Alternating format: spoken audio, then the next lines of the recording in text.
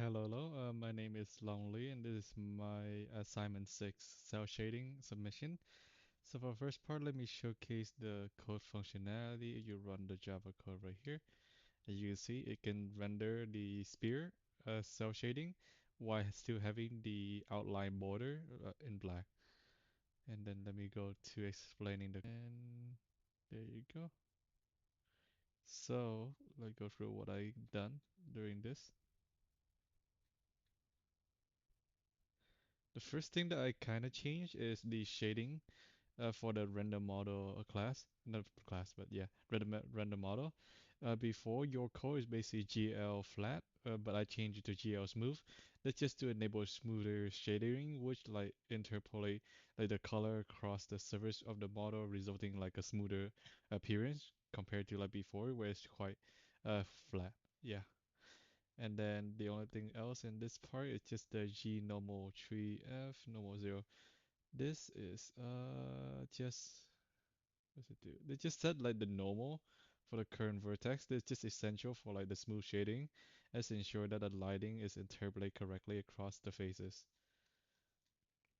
And moving on, the main thing that I mainly work on is here right here in the render outline, where the geo disable it just disable the lighting for the outline rendering. This ensures that the outline is not affected by the lighting calculation. And then there's the GL polygon mode, which is just set a polygon mode to render both the front and back faces as a wireframe.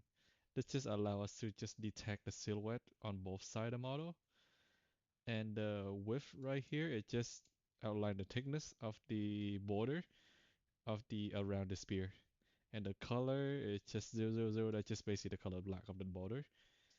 The camera view, this is just basically kind of telling the direction that the camera is looking. And yeah, that part.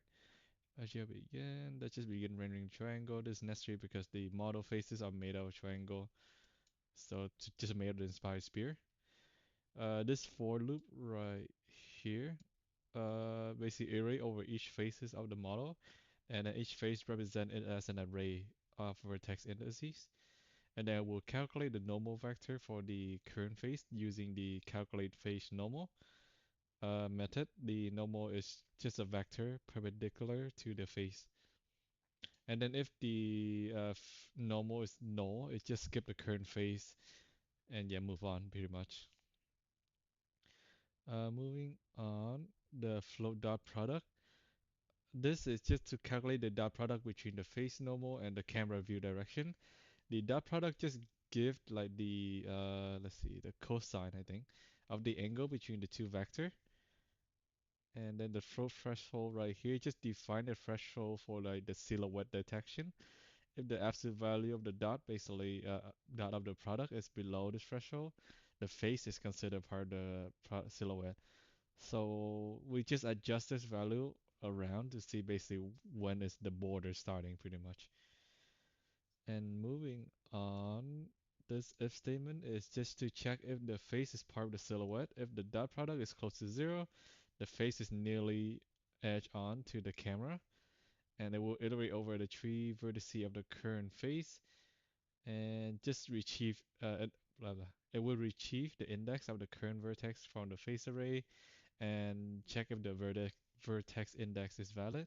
If not, just pretty much just skip the vertex and just print out invalid vertex pretty much. And this part right here is just to retrieve the vertex coordinate from the model vertex list. It will then render the vertex with slight offset to ensure that the outline is visible. And that's just pretty much it for this part. It just end the rendering triangle and then just reset the polygon mode to fill. And that's pretty much all I did for this homework. Thank you very much.